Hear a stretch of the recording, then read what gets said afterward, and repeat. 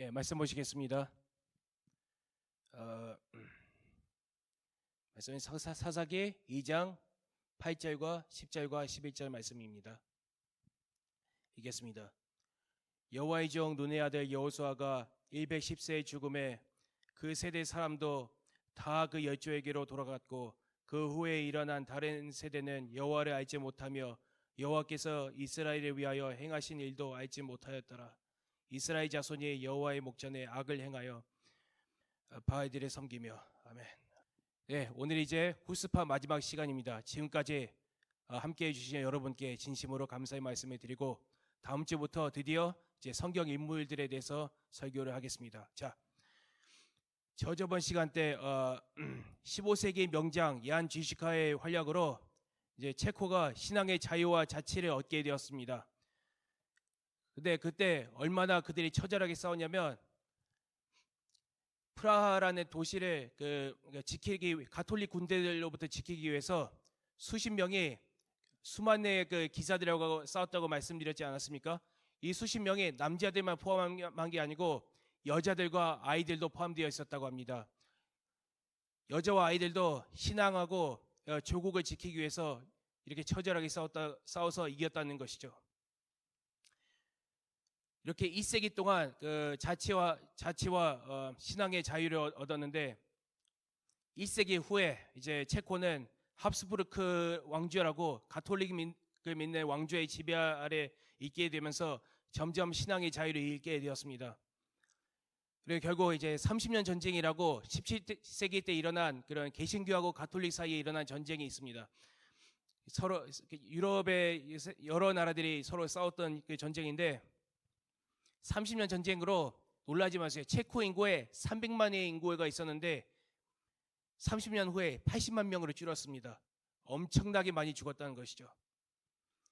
그러면서 가톨릭을 믿는 그런 독일인들의 그 이주하고 개신교도 그런 영주들이 있지 않습니까? 그들이 이제 추방당하기 시작된 등 이제 개신교가 이제 적극적으로 이제 핍박을 받기 시작했고 결국 체코는 다시 옛날 가톨릭 국가로 이제 회귀하게 되었습니다. 그래서 그 많은 후스파, 그러니까 이제 17세기, 18세기부터는 모라비아 교도라고 불렸죠. 이 모라비아 교도들이 독일, 미국 등으로 이주하기 시작했습니다. 그 중에 90명이 진젠도르프에 갔다고 이제 저번 시간에 말씀드렸습니다. 결국 이제 80몇 %가 이제 가톨릭으로 이제 다시 회귀하기 시작했고 나중에 1948년 때 공산화가 되면서 불과 40년간의 공산 치하 동안에 대다수의 인구가 무종교, 무신론이 되었습니다. 80몇 %가 신을 믿지 않는다고 합니다. 네. 현재 체코의 그 개신교 인구 비율이 얼마인지 아십니까? 유럽에서 가장 적은 그 비율 중에 하나라고 합니다. 0.6%밖에 안 된다고 합니다. 천주교는 한 10%가량이고요. 약간의 불교, 그리고 요즘 크게 그 부상하고 있는 종교가 놀라지 마세요. 한국에서 온 그 신천지라고 합니다. 신천지가 체코에서 크게 부상하고 있다고 합니다. 2018년 통계에 따르면 체코에 있는 그 신천지 교회가 13개로 늘었다고 합니다. 예, 그리고 이 개신교 0.6% 중에서 후스파가 몇 %인지 아십니까? 이 모라비아 교도가 0.2%밖에 되지 않는다고 합니다. 2012년 통계에 비해서 절반으로 줄었습니다.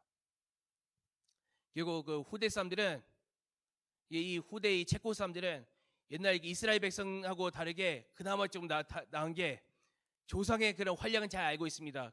역사를 통해서 마치 그 한국 사람들이 이순신 장군에 대해서 활약에 대해서 알고 있듯이 영화도 만들지 않습니까? 그 명량이라고요? 명량이라고 그런 영화를 만들었지 않습니까? 체코도 그 얀 지시카에 대한 그 영화도 만들었습니다. 예, 그분 하도 존경해가지고 그 옛날 그 양 지시카하고 그리고 얀 후스라고 옛날 이 후스파를 세운 그런 설교가에 대해서 다 알고 있습니다. 또 그 이 두 사람을 위해서 동상도 체코 프라하에 세워져 있습니다. 입으로는 그들이 존경하는데 정작 그들이 믿는 하나님을 믿지 않습니다. 즉, 그 얀 지시카가 가져의 그런 그 승리를 승리를 실제로 가져다준 하나님을 모른다는 것입니다. 얼마나 슬픕니까? 제가 느닷없이 언어에 대해서 말씀드리는데 제가 저 언어에 관심이 많습니다. 왠지 아십니까? 각 언어마다 그 나라의 종교하고 신앙이 담겨 있습니다. 예를 들면 한국어 같은 경우에는 제가 알기로는 제가 틀리면 말씀해 주십시오. 한국어에 제사에 대한 속담이 몇 개나 있는지 아십니까? 35개 이상이 있다고 합니다. 더 많을 수도 있고요. 남의 제사에 감나라 뭐 대추나라 뭐 이렇게 한다. 그리고 없는 제사에 절만 많다. 뭐 그런 속담들이 있다고 합니다. 그런데 제가 체코 언어에 대해서 약간 알아봤는데 그들의 조상, 그러니까 후스파들이 얼마나 경건하게 살았는지 알 수 있습니다. 예를 들면 먼저 체코 회화에 대해서 약간 알아보겠습니다. 약간 쉬는 시간으로. 먼저 안녕이 바로 아호이입니다. 아호이. 안녕이 아호이고, 그리고 감사합니다가 데꾸유입니다. 그리고 이제 헤어질 시간이 돼가지고 작별 인사를 뭐라고 하는지 아십니까? 스보헤임이라고 합니다. 스보헤임이 무슨 뜻이냐면 하나님과 함께 동행하라 이런 뜻입니다. 하나님이 그대와 함께 동행할지어다 이런 뜻이라고 합니다. 그리고 만약에 체코 사람이 오랜만에 친구를 만났다고 하십시다. 그러면 감탄사로 뭐라고 말하는지 아십니까? 포발렌 보드 예시스 크리스투스라고 합니다. 포발렌 보드 예시스 크리스투스. 그 뜻이 뭐냐면 예수 그리스도께서 찬양받으실지어다 라는 뜻입니다. 그리고 이 말을 들은 체코 친구는 이렇게 대답을 한다고 합니다. 나베케 아멘이라고 합니다. 영원히 그렇게 될지어다 아멘. 마치 미국의 믿지 않는 사람도 마치 그러니까 추수감사절하고 크리스마스를 보내는 것처럼 체코 사람도 그들의 입에 그들의 조상의 신앙에 담겨져 있습니다. 여기서 우리가 알 수 있는 게 뭐냐? 신앙은 역시 1대1이라는 것입니다.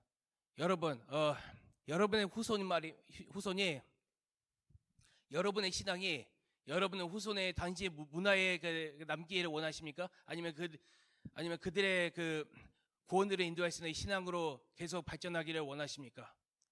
네, 우리가 어떻게 할 수 없는 게 우리는 그저 만약 후손이 생긴다면 그냥 하나님의 뜻에 따라서 그냥 열심히 양육하는 수밖에 없습니다. 그밖에는 방법이 없습니다. 왜냐하면 우리 후손들이 다 천국에 간다는 보장이 없기 때문입니다. 정말 미안한 말이지만요. 이 후스파를 보셨듯이 말입니다. 제가 보니까 악이 많이 행해지는 곳들 있지 않습니까? 거기에 잘 보니까 한때 옛날에 부흥의 장소들이 있었던 자리입니다. 평양 보세요. 한때 1907년 때 평양 대부흥이 있었던 자리였고 동방의 예루살렘이었다고 부르던 자리였습니다. 지금은 주체 사상의 그런 중심지가 되었습니다. 그리고 진젠도르프가 태어났던 드레스덴도 원래 개신교의 중심지 중에 하나였는데 지금은 40년간의 공산 치하로 인해서 현재는 대다수가 신의 존재를 믿지 않는다고 합니다. 네, 개신교가 별로 없어요. 체코는 뭐 말할 것도 없고요. 얼마나 슬픈 일입니까? 에스겔서 14장에서 노아, 다니엘, 욥 이 세 사람이 있을지라도 환난 때 자신의 자녀도 건지지 못하고 자신들의 생명만 건지라고 하나님께서 말씀하셨습니다. 하물며 지금은 어떻습니까? 제가 좀 심한 말이지만 물론 아이들이 있는 것도 축복이지만 아이를 못 가지는 분들이 계신다면 그것도 어떻게 보면 축복입니다. 왜냐하면 그들의 후손들이 결국은 천국에 간다는 보장이 100% 없기 때문입니다. 정말 심한 말이지만요. 결론적으로 말씀드리자면 물론 우리는 후스파들을 본받아가지고 신앙을 잘 지키고 복음을 열심히 전파하고 열심히 살아야 한다는 것입니다. 그런데 한 가지 기억해야 될 것은 우리가 잘한다고 해가지고 우리 후손도 역시 하나님 앞에 올바로 설 거라는 100% 보장이 없습니다. 물론 물질적인 축복은 받겠죠. 예, 한때 부흥이 있었던 그 드레스덴, 뭐 동독이나 아니면 그 체코 이런 데는 이 두 곳의 특징이 뭐냐면 현재 한때 공산주의를 겪었던 그 유럽의 국가들 중에서는 그런 그 지역주의 중에서 가장 잘 산다고 합니다. 체코만 해도 1인당 국민 소득이 3만 달러를 넘었다고 합니다. 곧 있으면 이제 한국을 따라잡습니다. 그러면 뭐랍니까? 99%가 구원을 받지 못했습니다.